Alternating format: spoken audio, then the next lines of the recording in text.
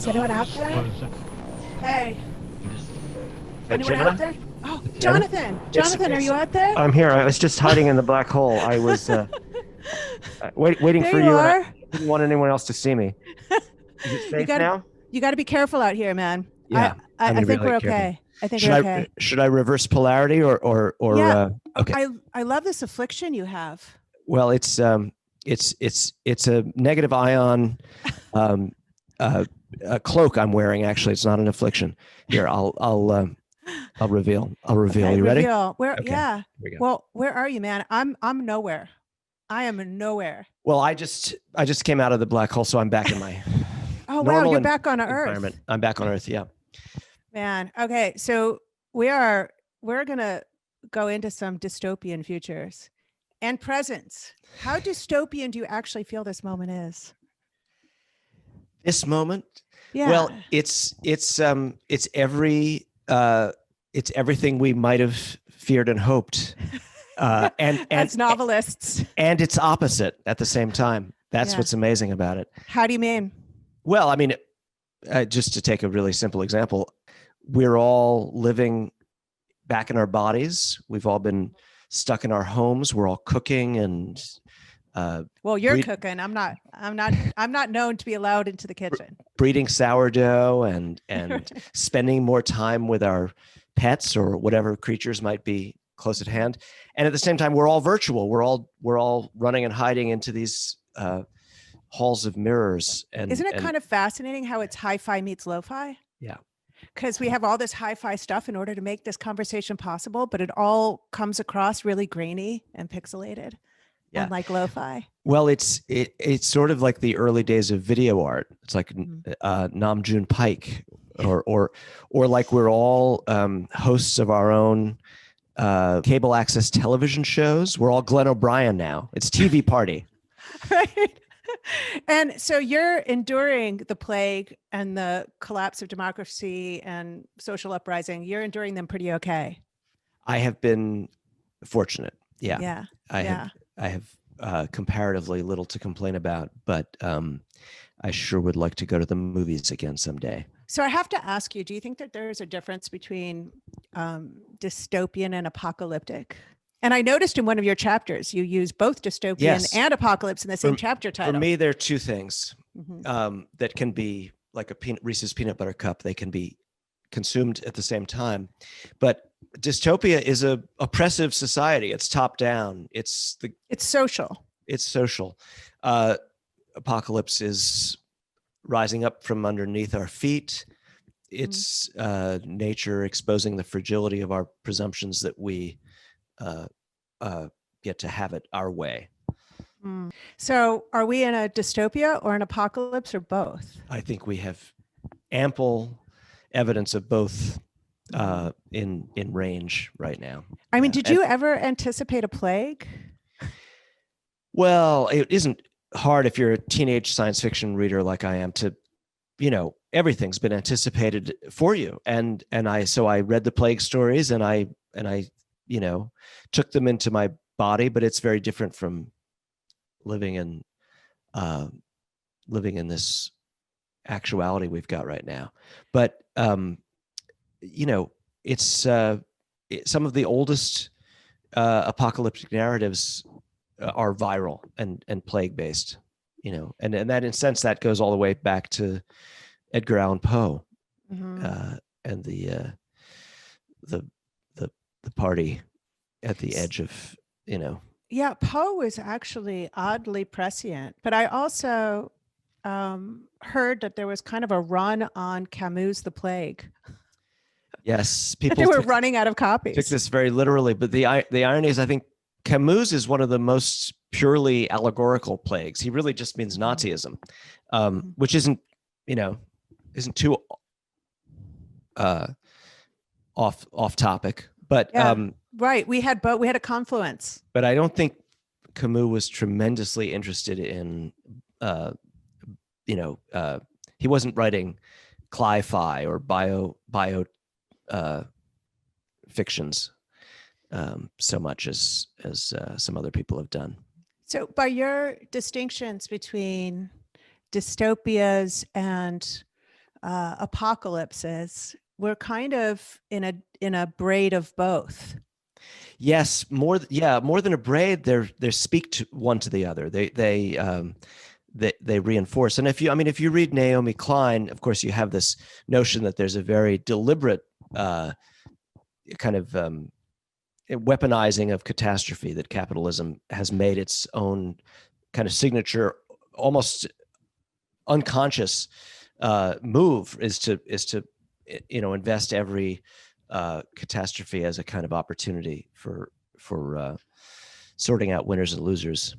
Yeah, which is exactly the crisis that losers don't want to acknowledge being losers, and I mean, this whole sort of social structure. It's kind of interesting that Camus' The Plague was so allegorical, and yet so on the nose in exactly these times in some kind of peculiar sense.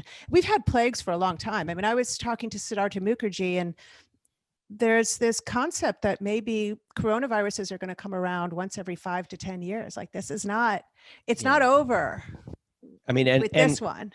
And it's not only itself. It's a symptom of the deforestation and the warming. This era, if that's right, and that's terrifying to consider that it seems right, then this is an era of viruses and other things that make us their host, being freed by our own mismanagement of our climate. Yeah, I mean, it's not just a terrible year, right? Which is sort of how people are casting it. Oh, 2020, what a terrible year. We're going to have a new year and it's all going to go away. The fires in California, which you're subjected to. I mean, I hear it's like hellfire out there at times with the sunsets, and they're glorious and terrifying at the same time.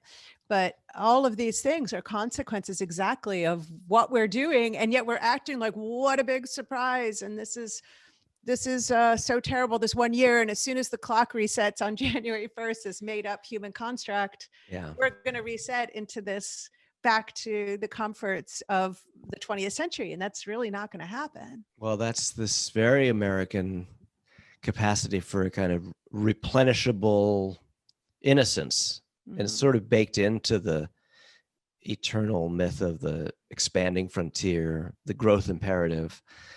This is, something that our national concept growth imperative has as a how dare we plateau at a safe place? Don't how stop. Dare we be dolphins happy to not manipulate our environment? We talk about this when we talk about alien civilizations, that who says that a civilization that begins to manipulate its environment, starting with fire and all the way through to like nuclear weaponry where we are now, and the havoc we're wreaking on the climate, who says that's a successful species? Dinosaurs roamed for hundreds of millions of years unimpeded, delighted, and enjoying themselves. And here we are a couple 100,000 years, and we're the harbingers of our own demise. Yes. So, I mean, why should we expect that there's alien civilization out there that's technologically advanced and long-lived?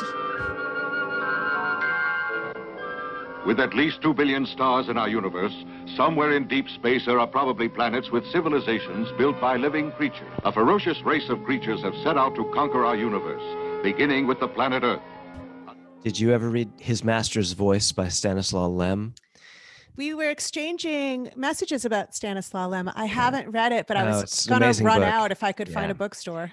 And the alien civilization makes contact with us only in the form of a completely indecipherable letter, which forces, it's like a mirror that they send down to Earth that we have to gaze into and contemplate. And this question of what kind of civilizations are eligible to move beyond a certain point, that once you invent nuclear power, it might already be over. That basically they're just letting us know that we reached our due date.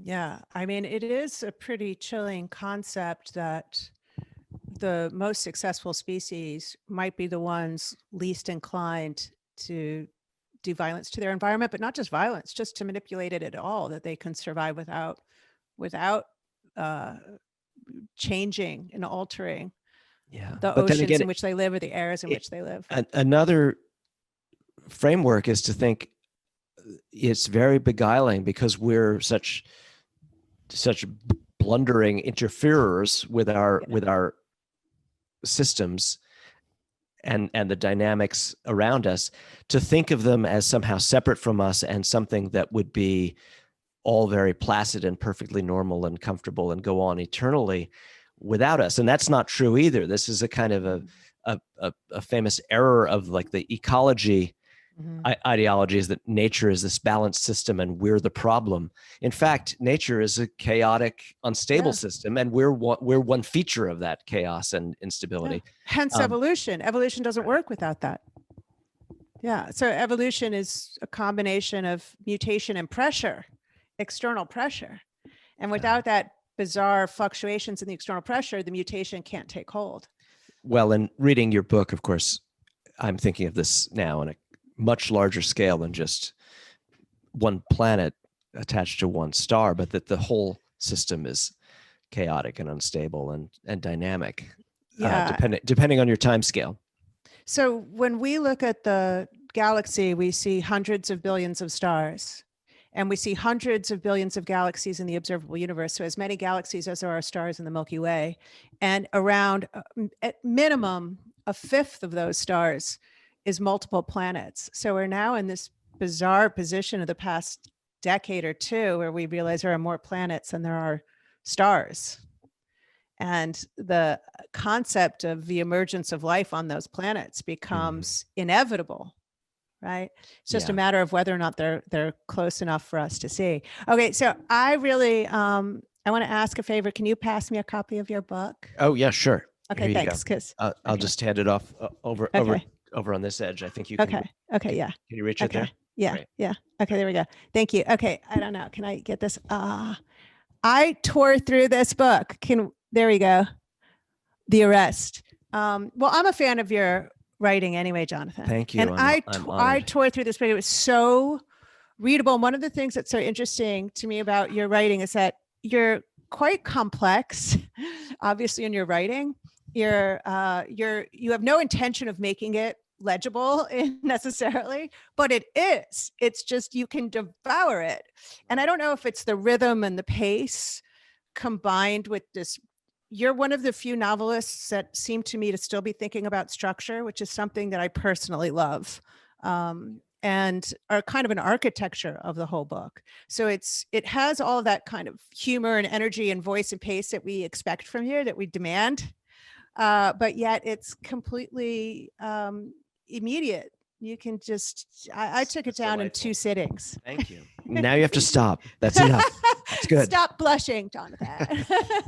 So I wanted to ask you if you could tell me a little bit about the book and maybe do a reading for me. Sure. Yeah. Well, I mean, it started with a kind of the background is that I grew up with apocalyptic notions. You know, I'm a child of the 60s and 70s, and Rod Serling's Twilight Zone and Bob Dylan singing "A Hard Rain's Gonna Fall," and then I discovered pulp science fiction and the literary writers who grew out of pulp science fiction, like J.G. Ballard and Philip K. Dick and Ursula Le Guin. And this is second nature to me in some ways. It's sort of, sometimes I wonder why I haven't only written in this mode. Instead, like a lot of things, I've wandered in and out of it. But the book came to me almost as a gift. I was driving across the country after living for 8 months in this small town in Maine that I love, that I adore, and that I don't usually get to live in for more than, 8 or 10 weeks at a time. And I was driving alone across the country back to California, and I had this vision of the arrival of this disastrous supercar, this technological monstrosity, in this placid, beautiful small town that I'd been cherishing, and how wrong it was, how ill-fitted it was for the way of life that the farmers and the villagers still live in a way. I mean, there's internet signal, and there are, gas-powered chainsaws and all sorts of things. But it's still somehow a place that's, in a way, a little bit time lost, a little bit more continuous with some of the things that we maybe imagine that modernity has paved over completely. And so this conflict, or this contrast between the small town in coastal Maine and the science fiction technological nuclear-powered espresso machine just seemed like it had to happen. And that was the beginning of the story for me. That it comes through so vividly, what you describe. I can conjure it up completely from the book. And yet in the book, there's a conflict in some sense. You're not 100% siding with the villagers. Oh, I hope not. No, yeah, you are my not. ambivalence goes all the way down. It's like turtles all the way down. For sure. I mean, I'm also that character who misses his screen when it's not there. I mean, I grew up saturated in imagery, and I'm a fragmented postmodern subject. I was a kid at the movies, and I wouldn't know where to turn. And there's also such a world. There's also an admiration for the supercar, which is a character in the book. Or at least an intoxication. An intoxication. Yeah. No, maybe an unhealthy one. Yeah. And here's another streamlined marvel on wheels. It only needs a pair of wings to be at home in the sky. If you're looking for a 1960 model, this may well be it. So this idea comes to you fairly fully formed. Do you write it quickly? Yeah, this one came relatively. I'm not that quick a writer. I mean, compared to the real speed demons. But this book I wrote without hesitation. I didn't stop in the middle and get confused and wander for years, as I've done at other points. I was able to see this vision and put it on the page in a kind of a joyful way. It was a really exciting book for me to write. The experience of writing it might be why, because it is such a pleasure to read. I think that's exactly what comes through. Good. And there's a sinister character in the book, but I'm never quite sure what he did, whether or not it was so bad. And I think it's this ambiguity that you create. Like, did he do something terrible or did he not? And I wonder about that ambiguity. What was that about for you? Like, was he allegorical? I mean, really simple villains never interest me that much. The ones that are fascinating to me are the ones that we do tend actually, on the whole, to find in our environments, our towns, our societies, or whatever. Our institutions, which are the charismatic monsters who embroil you in complicity and involve you in situations that are compromising, but they're energetic and they're persuasive, and you get drunk on their aura. You don't know what's what when you've had enough to do with them. You become confused, and this is my character's great capacity is to confuse you. Yeah. Yeah. And should I, as a reader, be surprised? I don't want to do any spoilers. I almost didn't finish the book so that I didn't give any spoilers, but should I be surprised at the reaction of both the sort of apocalyptic hordes and the innocent Maine town-ish inhabitants? Should I be surprised by their reaction to this villain? I think in a way it's a very classical question that the book frames. Anytime you fantasize about a anarchistic society, one based on mutual aid, and where you've abolished institutions like the police, the very first question that people will pose, even just to themselves, is what does such a configuration, if you're dreaming of such a place, what does this place do with the sociopath, the person who will take every advantage, who will enmesh you in their personal power dynamic? How do you encircle this and banish it or control it? So is there an optimism in your dystopian apocalypse? I think this is a pretty optimistic book in a strange way. I mean, it doesn't produce a utopia, but it seems to say that negotiated pastoral zones of quiet might be possible. Temporary autonomous zones could be a thing. It's interesting because you cast this in the context of an unnamed event, which would be maybe the apocalyptic side, that eradicates our connections, our technologies, exactly what we're exploiting right now to reach out from, this quarantine and this isolation. And yet it's sort of suggesting that maybe this is a kind of reversion or revision that we can do even in the face of it, even in the face of this relentless technology, as an alternative to the way we live now, where we're so blinded by it. I think there's some wishfulness in my story. It's like a lot of allegorical science fiction stories. It's a radical simplification in order to make a thought experiment. I think this may be not so different from certain things you do, both in your science work, to the extent that I can understand it, and in your writing, which is a reduction of certain variables in order to make a space where certain thought experiments can take place. Absolutely. I'm sort of obsessed with this idea. I tell the story. I used to share an office at Berkeley when I was a postdoc with my friend Pedro Ferreira, who's now a professor at Oxford. And our office was so small that the backs of our chairs would bang together. And to talk to each other, we would merely lean back and then we could be face to face. And one day, he did that gesture. We leaned back and he says, "I'm obsessed with constrained creativity."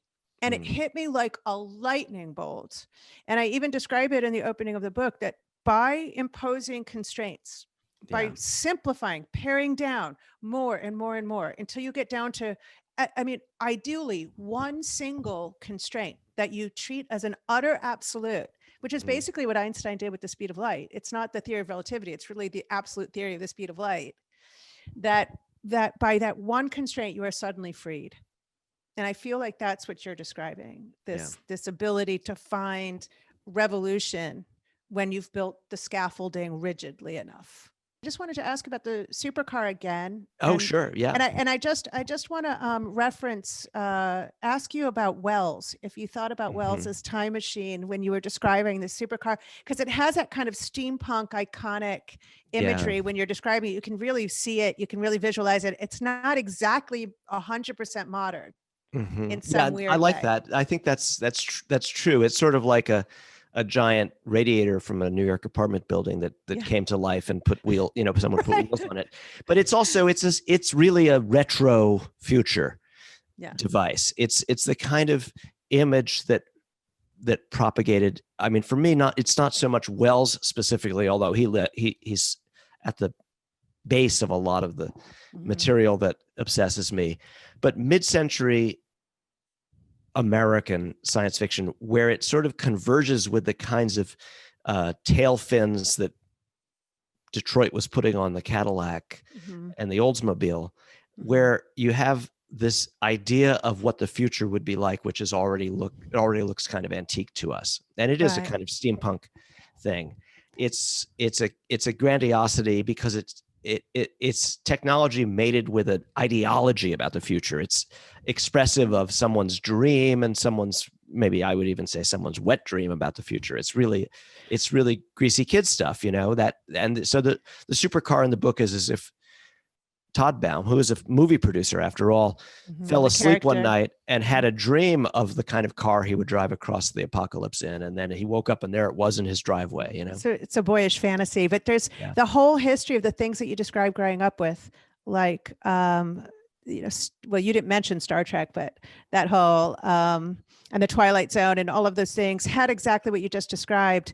They were stuck in the context of their times. They were stuck behind the horizon of their times.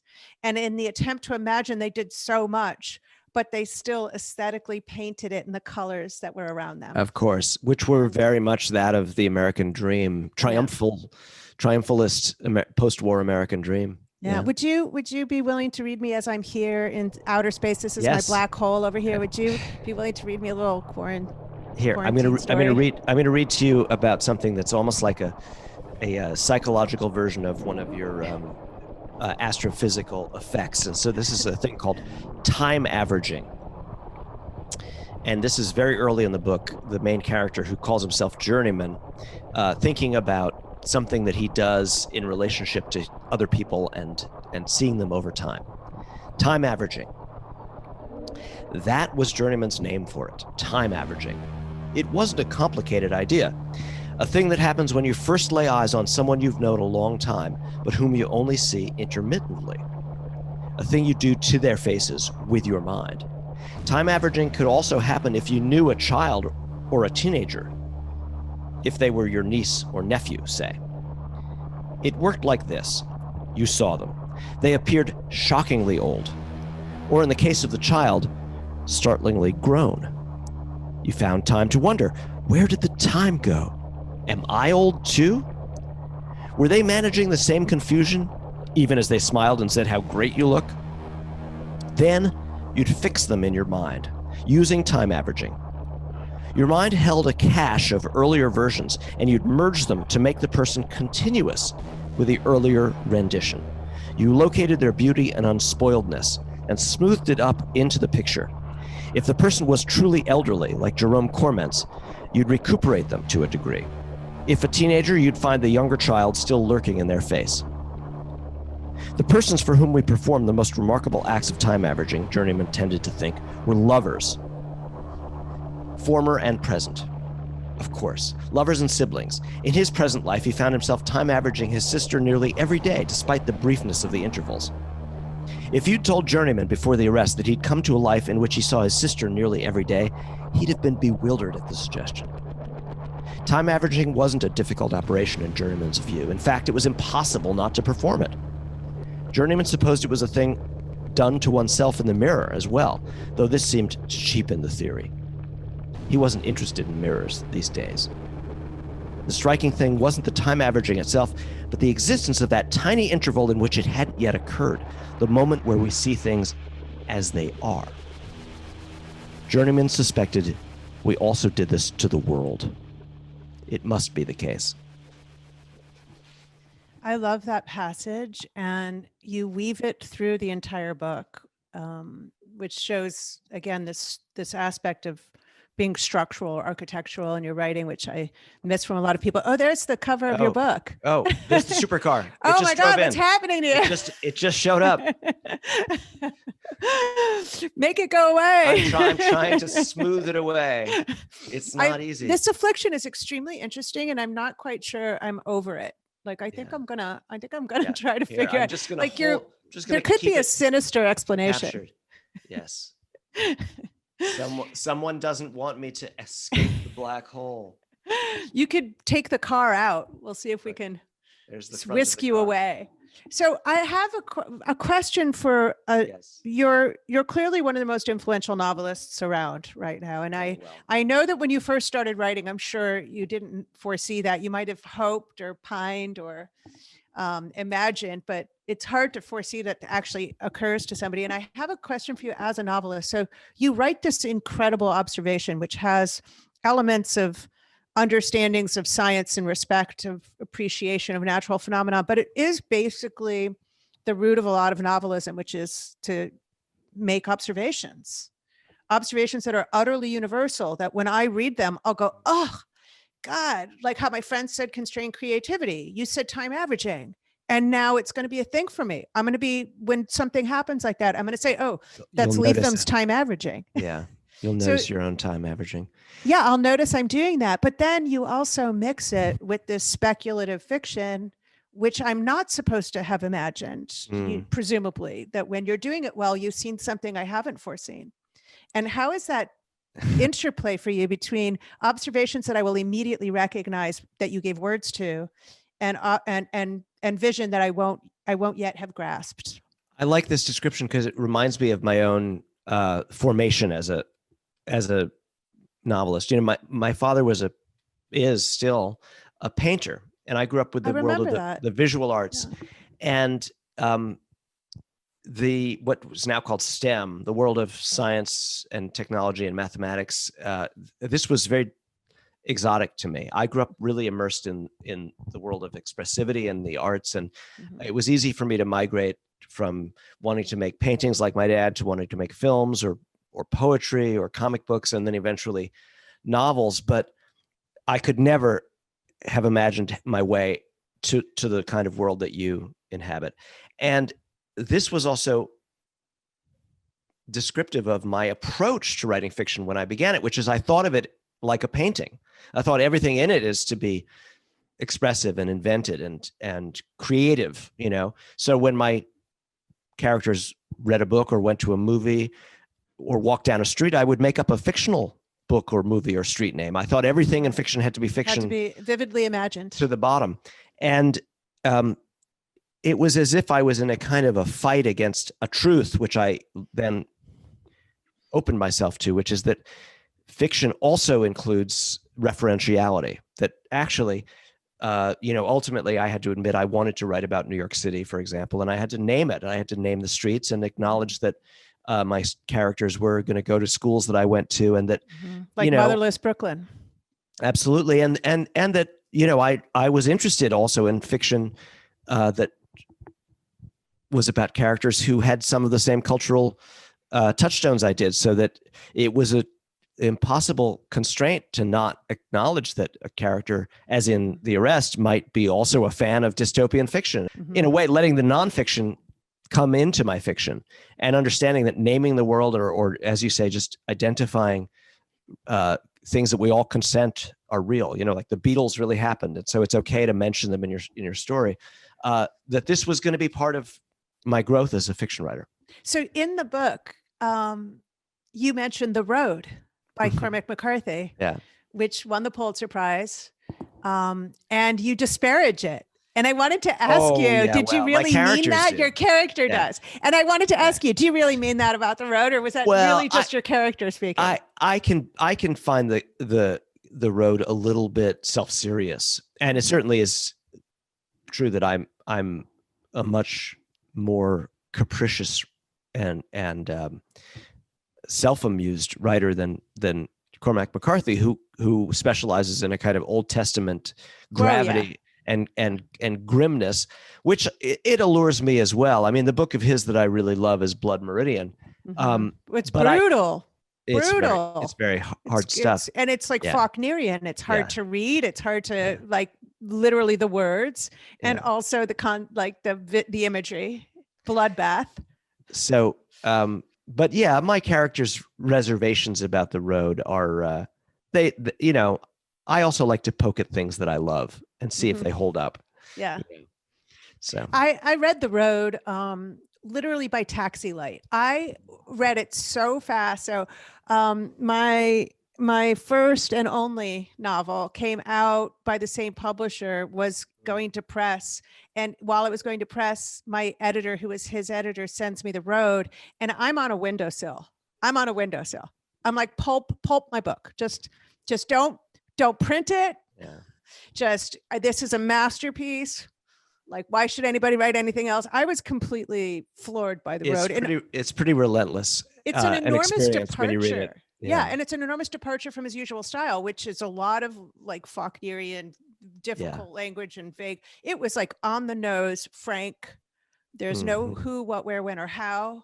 And then he has maybe 2 or 3 passages that become incredibly lyrical. So it's like this brutalism. And on these moments of reprieve, I was so overwhelmed by that book. And my editor, Dan Frank, who was his editor, had to like talk me off a window ledge. Yeah. So The Road looms large in my sort of thinking of things. So I needed to know how you actually felt about it. I want to ask you one more question. I'll ask you many more questions, but in particular about this book, which is, why include these images? What are these images about? Because that's so unusual for a novel. So let's see here. We can have some of them while we talk. So let's see some. I think it started as here. So this is a kind of a science machine. I'm not sure what it's meant to do, but it was being used to it looks great. It looks great. Here it is. I'm converging with it. It was meant to help the reader envision the supercar. And there were other things that I thought would help the reader envision the supercar and other parts of the book. And these are the kinds of images that a writer will tend to have up in their studio while they write. like for a mood inspiration. board. Mhm. Yeah, and I think I was just, here's another one. The Watts Tower is Mhm. there. It is. Yeah, that Simon Rodia. they're all well chosen, and they're very And few. There's 4. I think that I was intrigued by the idea of a book that didn't hide these resources. Mhm. It's a kind of transparency. This relates in a way to a period in my work where I was really obsessed with giving. There's another one from the movie Oh yeah, The Wicker Man. yeah. Uh-huh. Yeah. And I think I was, once I knew that I wanted the reader to envision these things, I could name them, Mhm. and then they could go and find the images themselves if they were curious, or I could just put them into the book. And it seemed like this was part of a tendency that I've felt increasing, which is a kind of transparency about sourcing, to not hide your influences, but to just go ahead and let them be tangible. And yet you work it into the narrative. The character in your book, who's really the main character, goes to the library and cuts them out of a book. Yeah. And Well, it's puts them in also your a kind of joke about journeyman, a characteristic joke about this character who's a writer, but not a very good one. And Right. so he, at a certain point, his descriptive powers break down, and he says, I can't tell you what this was like, but I could show you a picture. Right. That's great. Yeah, I see that. I like Journeyman, but I'm not sure I love Journeyman. Yeah, he's flawed. He's flawed. He's an ambivalent guy. He's an ambivalent. He's guy. at least he sort of understands the problem. He's rueful about himself. Yeah, which helps a little bit. I was reminded that you also have a book about black holes. I do. Where I wouldn't say one of the main, she climbed across the table. I wouldn't say the black hole was the main character, but the black hole. But it is a character. The terrain, yeah. Yeah, it's a character. The story unfolds. It's one of your early books. Someone falls in love with it. It was my third novel. Wow, yeah. That was when we first talked, right? I think so. The new book at that time? Yeah. Yeah. Uh-huh. That's amazing. And I think we were thrown together by maybe Seed magazine, which I'm not sure exists anymore. But it would be amazing if it did exist. Yeah. Especially out here in this strange galaxy that you want to join me in a black hole? Yes. Let me come. Let's go back to join your place. I'm going back in. It's like the Event Horizon telescope back here. There I am. Yeah. So can I pass you a book? Please, will you give me a book? Okay, let me see. I'm gonna go. I don't know which direction it is because everything is like I know chirality inverted. Well, because I'm made of negative ions, I may receive it on the opposite side. I don't know. I'm going this way. I'm reaching out. Oh, thanks. I got it. It's a little hard. My tug it through. Technology is amazing. I pulled it through. It was a little bit of resistance at the Event Horizon, but I was able to get hold of it. There it is. You pulled something out of the Event Horizon. You are a champion. Yeah. Well, no, I knew how to do it because you had told me. I just now acquired these capacities in the survival guide. So thank you. You've got me well equipped for the life that it turns out I am destined to lead, because as I learned, I'm never to escape this black hole that I've fallen into. It doesn't end well, I'll be honest. Yeah. So this is part of our conversation about fiction versus nonfiction. So in your book, you acknowledge real non-fictional facts of your experience. In my book, I'm supposed to be writing only nonfiction, but I think somehow it gets so speculative that it's not a novel. Like, I don't have a plot or a story arc in this book, but in one sense, isn't there an element in which I wondered to myself after speaking to you actually last week, did I fictionalize inadvertently? Well, of course you did, because this is what you know, and you know it because of Heisenberg, right? And Schrodinger, that the language, the observer, the tool, the lens always alters what it measures, as you're doing right now. Yeah. And so look at me now. Oh, that looks pretty good. Yeah. That might be your new staple. So of course you fictionalized, but you did it in the way that I needed you to as a reader, because what you're doing is making it possible for my fiction brain, my painter's brain, my metaphor-based intelligence. It's like carbon-based intelligence or silicon-based intelligence. You obviously have a truth-based form of intelligence, but I'm from the planet of the metaphor, and I needed you to fictionalize the cosmology in order for me to grasp it. Yeah, how you had the painter father, I had a mother who had a fairly modest bookshelf until I realized that they were 3 or 4 layers deep. and was just an avid reader. And she taught me to read. And I don't mean phonetically sound out the syllables. She taught me how to understand a book. Right. And I remember very distinctly when it happened, and it was all novels. So I read a lot of nonfiction just professionally, but I am an absolute admirer of fiction. That's where I'm gonna in this time of quarantine, when I'm gonna look very vintage sitting on a couch, I'm going to be holding a novel. And she taught me that, and it is a skill. And you said we're bringing each other certain things. You're bringing certain imagery, but it's up to me to imagine it.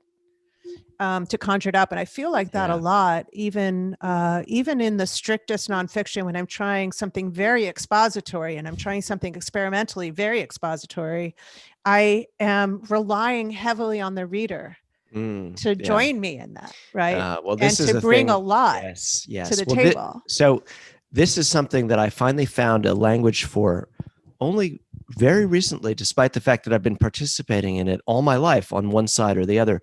I was talking with the novelist Mohsin Hamid, who made Exit West. I haven't read it yet, but I know the book. It's marvelous. And he said, so casually but it blew my mind. He said, I don't write novels, I write half novels. The reader writes the other half. You're creating a machine for projection and response, and the reader has to blow it into completeness by the force of their desire, their projection, their imagination, or it doesn't work at all. Absolutely. You can pile up as many words as you like, but if the reader is not making that receptive, playing that game of catch with you, nothing happens. Nothing can possibly happen. I totally agree, which is why I actually love hearing from readers. I mean, basically, the only reason why I engage in social media is in the hope that a reader will write me and tell me something of their experience, because I won't know. One book could have this incredibly varied reality in all these different minds. And I love hearing from readers about, it's like launching something into a message in a bottle, and you want to know who received it. Well, are you going to read a little bit of your book? I'm gonna give you a quarantine story. I'm only gonna read one paragraph. Okay. I usually read from the opening. I'm a big believer when you walk into a bookstore, when such things existed before these, start the book. Just read the first page. I don't want to ruin my waiting for that passage I already know. So I usually start in the beginning, but I'm not going to do that this one time. I don't know. It seems more fitting. It's one paragraph. I'm ready. The solar system's motion is something of a spectacle, something to provoke the imagination. The sun and plasma winds and planets and the multifarious ample moons and striated rings and Jupiter's red, raw, stormy eye, and all the human-made satellites, flicked, shiny, lost coins forever falling in the harsh quiet, and Pluto, champion of the hundreds of dwarf planets and those planets that shattered into neurotic asteroids and interplanetary ice, rocks, fog, magnetic lines, all traveling together at a daunting speed exceeding 200 kilometers every second, every few breaths, and the pinwheel spin of our galaxy around an emptiness more massive than 4 million suns. All the elements of our solar system spinning and orbiting, the original orrery, in mechanical glory like an arcane, wildly ambitious timepiece, while we stagger around on one rough gear, oblivious. So my emptiness of 4 million masses of the sun is a black hole. Yes, 'Cause that's our black hole. that whole book. That whole book is contained. It's like the book in a grain of sand. It's so It's small. the entirety of that of your metaphor. It's like endlessly receding into itself. It's really beautiful. Thank you, Jonathan. You know that Mark Twain quote, I didn't have time to write you a short letter, so I wrote you a long one instead. Yeah. You found the time to write a short book. I spent time, right? To write a short book. It has the density of a collapsed star in a way. It's like the language compression is extraordinary. But that itself was an experiment, because just peeling over, like paring down and making it's like a reduction in the kitchen. So I've heard, because as I've already expressed, I am not allowed either in scientific laboratories or in kitchens. You have accidentally reproduced the reduction method. Yeah. It's a very good gravy, a very good glaze you've made here. So the fundamental experience I have reading this book, I just really want to express it, and then it'll turn into a question. And that is, you tease me up to the edge that I ordinarily experience as my limit of comprehension of the principles of quantum physics. And failing. That's the hard stuff. Yeah, well, failing to grasp that hard stuff has been a perennial sport of mine. It's like going to gaze through a window that all I end up seeing are my own fingerprints on it over and over again. But it's worth the attempt again and again, and especially in your lyrical prose. But you actually get me to somehow smear a little hole in the fog and see through it for a minute, and I'm there and I'm holding it in my head for a moment. Mm-hmm.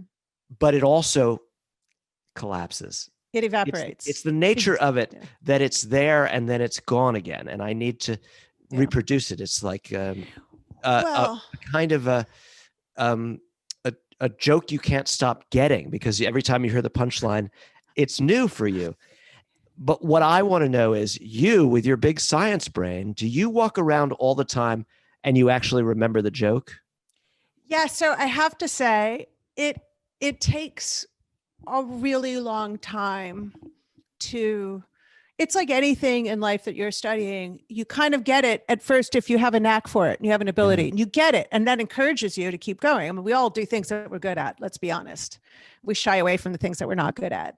And so you get it. So you have some aptitude and you get it, but then you realize it's much harder than you thought, and you keep approaching it. It's like you keep, exactly you said, flirting with it, and it it taunts you. And I would say, I will probably never be fully done. I mean, I am absolutely certain I will never be fully done ascending the mountain. Mm-hmm. It's like an infinite mountain. It's like a parable. It's like some Borgesian story. Infinite regress. Well, this is a great specialty of not just Borges, but of course Kafka. And ultimately it's, I think it's Borges who points out that the emblematic example is Zeno's paradox, right? The thing that you can approach by halves, but you never get there because there's always half of another distance. Right. And then, but then Newton comes along and invents calculus and starts to understand this like next level, like what does it mean to be infinitesimally small? Right. How do you take limits? And then how does an infinitesimally small thing divided by an infinitesimally small thing actually limit to a finite knowable thing, like a velocity? That's what a velocity is. Infinitesimal changes, exactly Zeno's paradox, over an infinitesimally small time. That's what's missing in Zeno's paradox, is the division by the infinitesimally small time. Well, and then you start to, and then, so then I get calculus, and then I start to kind of get velocity. And then I'm like, okay. Well, see, But you were about to say. I was just going to say that's perfect that you brought the word calculus into it, because that exactly marks the place where I'll never be able to cross the threshold, because as every math teacher I ever had will tell you, that was my. Well, this is what I was going to say, is that if you do not sort of relinquish, you have to submit to the idea that you absolutely need to understand the math at some point. And so I had this very long conversation with somebody in the UK the other day, and at some point I got as far as I could with English, and I said, if you would let me draw it for you, Yeah. Which is basically a form of math. And Sir Roger Penrose, who recently won the Nobel Prize for his discoveries about black holes in the 1960s, but he won the Nobel Prize in October. One of the most elegant things he did in a particular paper that really earned him the Nobel Prize was he drew a drawing and it was hand drawn. It was in 1960s. Well, this is funny because it sort of matches my character's frustration with his ability to put things in language adequately. So he has to resort to a drawing. But, I think if I ever were informed that I'd reached the limit of what the novel can do in language and that I have got to switch to mathematics because that's where the next level of novel writing goes, I would be quite crestfallen. That would be the end of it for me. Yeah. I mean, and I think that's how a lot of people who I think like you have a kind of love and aptitude for science and a curiosity and can integrate a lot of the really big conceptual stuff. That's the frustration as they feel left behind this gate. And you have to cross, you really do at some point. So when you say, do you walk around getting the joke? I feel a lot more comfortable because I can check in on the math, and I do it over and over again. I don't just do it one time and it's behind me. I do it over and over again. Heard this put so simply as that, but that's one of your signature things. That's lovely. But you know what I feel like, Jonathan? I feel like it's time for the dystopian top 5. Oh, we better go there. Yeah. Oh yeah. Okay. So this is our dystopian top 5. So here's one of my top dystopian facts, phenomena, things, notions, is the beautiful idea that a black hole is nothing. So everyone thinks that if they go up to a black hole, they're going to find some dense object. A black hole isn't an object at all. It's a place. If you were to approach a black hole, it would be as undramatic as stepping into the shadow of a tree. And you would fall across the event horizon, which is this dreaded place, completely unspectacularly. You should really not notice much at all. It's just, there's some kind of metaphor in here, which I rely on you to extract. Inevitable that your demise is imminent. Yeah. That's what's secured. That the interior of the black hole is not for you a point in the center of a sphere in space. Once you cross the event horizon, because of the relativity of space-time, the point of your demise is in your future. It's actually, from your perception, a point in time, and it's as inevitable as the next second. And so that whole notion of this flipping of space and time and this kind of existential dread of knowing the inevitability of that future while you're falling, I find to definitely make my top 5 list. Excellent. What do you got for me? And you trade them? Yeah. Are we going to go through? We're going to go through all 5.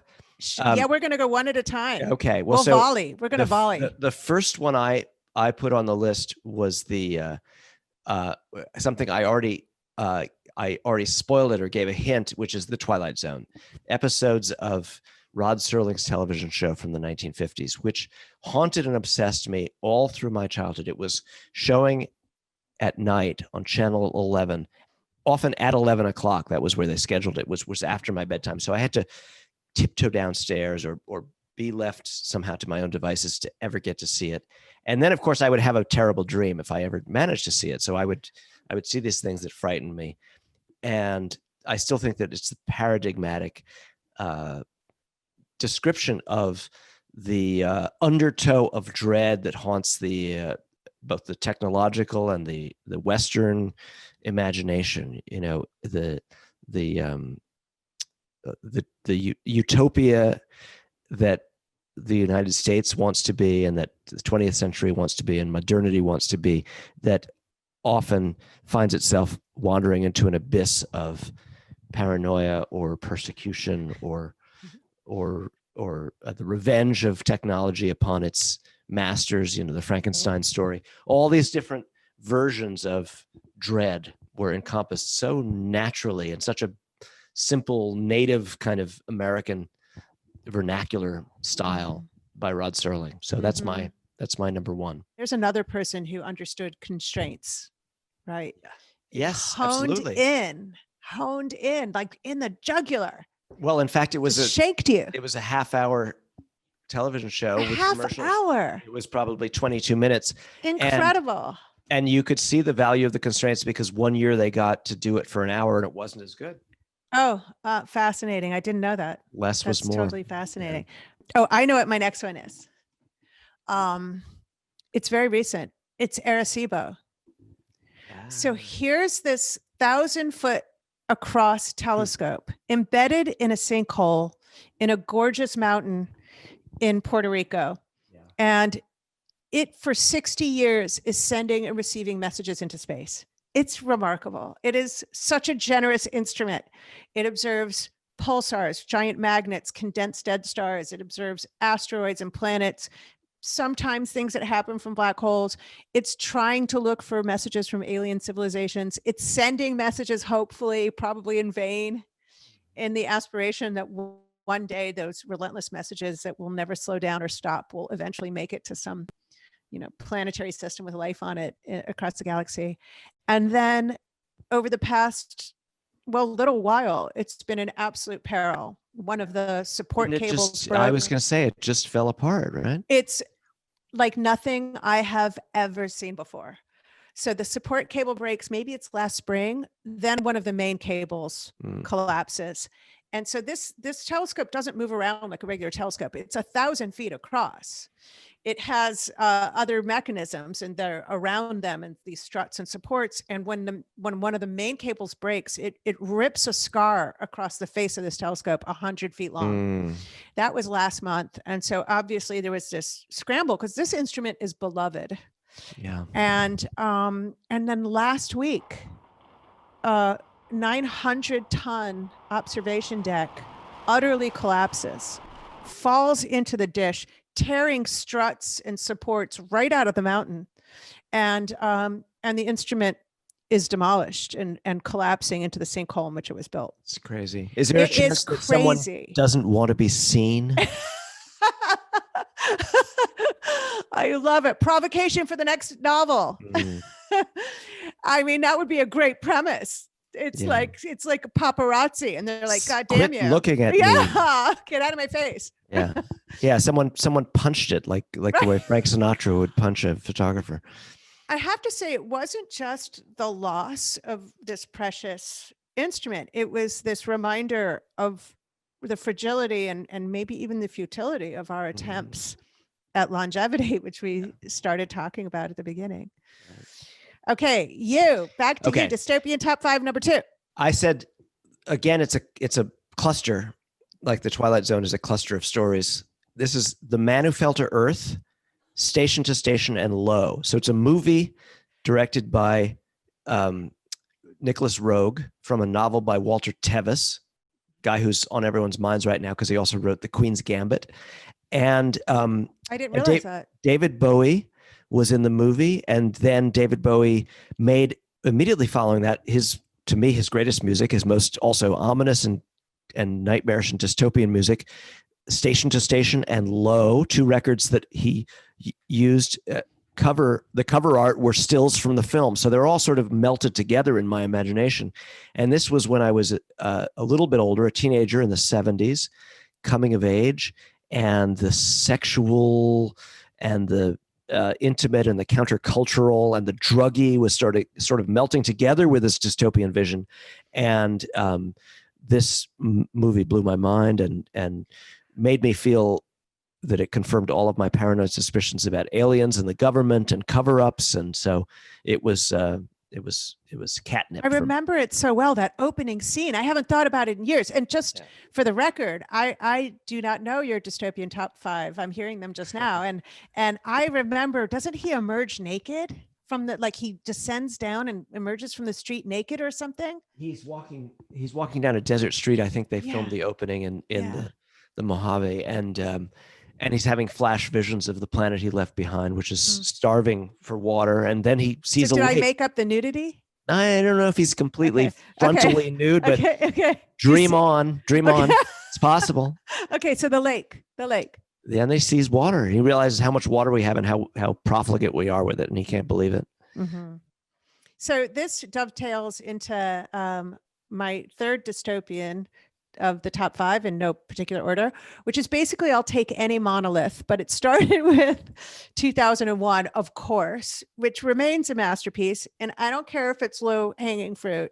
The monolith haunts me, and the mockery made of the monolith recently in a desert in Utah is kind of scandalous. You know, the idea of these kinds of dudes breaking it down, and allegedly, and this might be unfair and bad journalism. I really don't know if this is true, but they were slinging epithets at it as they dragged it down in a wheelbarrow. Well, disgracing the whole concept of the monolith. You know, this obelisk. The indignities that the aliens, you know, no wonder I'm a huge Kubrick fan. And are you a Kubrick fan? Yeah. I mean, that film, I just recently I was setting up to watch it. And I haven't watched it in many, many years. And I wanted to watch it with somebody who hadn't seen it. And so I was just looking at the trailer.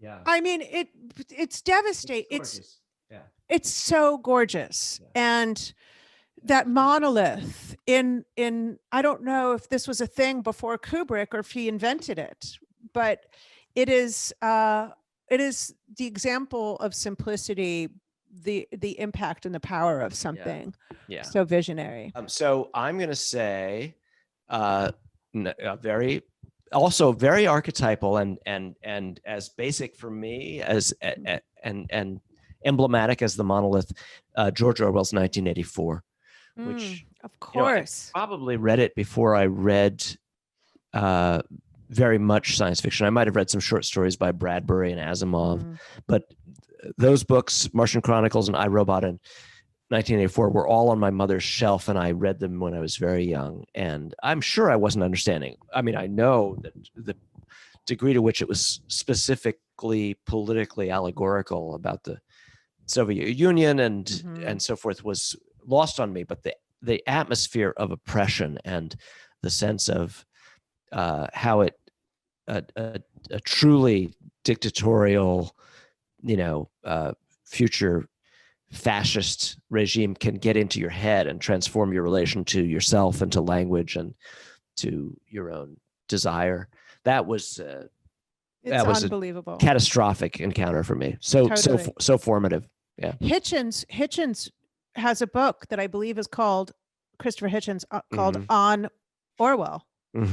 Yeah. Where he just writes about the impactfulness, and they're very short books. They're very pared down. He's not that elaborate in language, but he shows this discipline and control that's absolutely unbelievable. And it is haunting. I mean, you'll never forget 1984. Yeah. It's and it reminds me a little bit of what you were discussing about this provincial sweetness in Maine, those scenes. God, I haven't read this book in years either. Oh, when they escape to the upper apartment above the bookstore. Is it a bookstore? Yeah, that's right. Yeah, it's above a bookstore. And they have this provincial little life with this one bedroom, this studio, kind of a hotel room. Yeah. It's incredible. So thank you for that. God, see, I'm going to have chills. I love it. I must have 5 copies of that book. Okay. So I'm on number 4, space debris.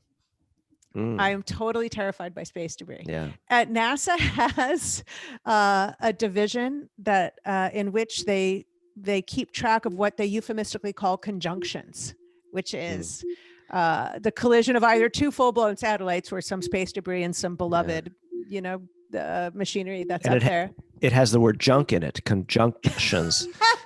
Perfect. Space junk. Space conjunctions. Yeah. So there was an episode in after 2008, there was a satellite that was launched, and this, the PI of the satellite, she gets this automated message from this division of NASA in the middle of the night saying, your satellite's going to occupy the same point in space as a defunct Cold War intelligence satellite. But they'll be about a millisecond apart, which spatially is a lot, but not a millisecond apart, right? Yeah. Not terribly comfortable. I mean, these spacecraft are cruising.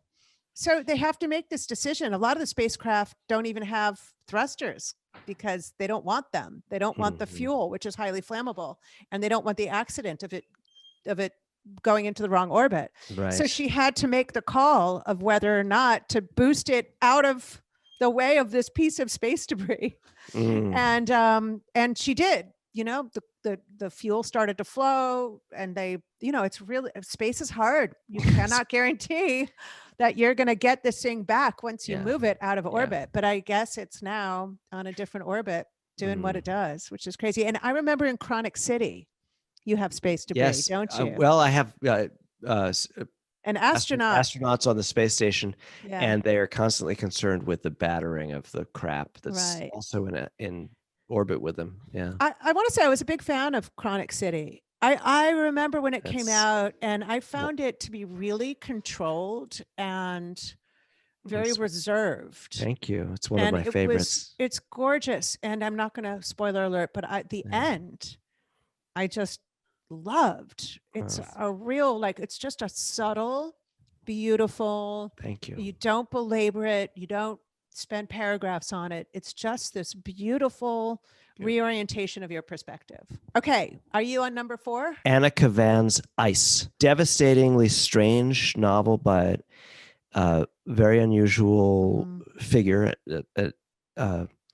English novelist, but she was also a world, I mean, I didn't want to say world traveler. She was sort of an exile. She wandered. And it's a very pure eco-catastrophe. It's the world ends in ice, but it details this as a kind of psychological condition. And it's a incredibly prescient and also remarkably, do you know the year? Fractured, poetic vision book. Well, what is the year? That's a good question. I mean, 10 years I ago? want to say, no. Much. Yeah, no. It's probably the 60s. I think it's. Oh, okay. Yeah. Okay. Yeah. And she's. Wow, that is long gone. What's the year on ice? I'm going to just check it while we talk here. Put it into my space. Yeah. module 67. Yeah. So this is one of those hearkening back to where we find ourselves when we come back from these escapades in space, in the ethers, our own impact and the unforeseeable consequences. Yeah. I'm going to try my last one. What's your last one? Static. I know it sounds super weird. Static. So not electricity. Well, it is electricity, but imagine an old-fashioned television set. Do you remember the static? The white noise, the background. Do you remember Don DeLillo's White Noise? Yeah. Oh my God, what a brilliant book. Yeah. But I could read that book 5 times and I'll still crack up. If you get an old-fashioned television set, the one with the bunny ears, you can actually, on channel 3, I think it was, you can detect astrophysical phenomena, including maybe stuff that's happening from black holes. But if you remove all forms of noise, everything from channel 3, there is a background at about the 1% level that you cannot eradicate. And it is actually the light left over from the Big Bang, which blows my mind. With your ordinary television set in your hopefully brown 1970s wood paneled living room with brown couches and rugs, you could just watch the Big Bang station. You're receiving light from the Big Bang that's traveled nearly 14 billion years to get to you. And I think the reason why static haunts me is because of the first time I heard War of the Worlds, the recording. And it is that old radio and the lo-fi static on top of the absolute genius that is displayed in that story and in the telling and in the fallout on the social consequences is this static. And the idea that we go to such great lengths to clean it, to make everything so high tech. And then where we find ourselves right now, where you're a bit grainy to me, you have this bizarre affliction where your virtual background shows up on your face. This all reminds me of the charm of the lo-fi. Yeah. You can't get rid of the static. You have to embrace the static. Okay, my last one is Stanislaw Lem, but not the one I mentioned earlier, his master's voice. This one is called Memoirs Found in a Bathtub, and it's a Cold War satire dystopia where there are these inhabitants of a very Kafkaesque bureaucracy called the building, and they all scurry around in the building, and you never see them ever able to exit it. But the building is obsessed with what might be outside the building, and in particular, it's quite obsessed. Everyone is quite concerned with what they believe is their antagonist, their unseen foe is something called the anti-building, and it's a kind of a perfect Cold War satire. I have to, there's nothing like a good Cold War satire. And I think it's part of this high-low phenomenon, the old NASA posters about the exploration of space from the 60s. And, this, like you said, this incredible vision beyond the horizon, but the inability to repaint it in new colors in some strange sense. Okay, Jonathan, I feel like I'm hearing something. I think this is it. Oh, is it time? I think it's time. Okay. I think it's time for the countdown. Okay. Okay, I don't know what's going to happen. Well, but, I think we should mask up. I think we should mask up. Yeah. Okay. I hope your tools do well for you. I'm gonna go back into the black hole. I think that's safer for me. Okay, stay safe, man. Okay. Thanks for joining us. Great to talk to you, Janna. Yeah, we only have a few seconds. Okay. Yeah. Take care. Bye, Jonathan. Bye.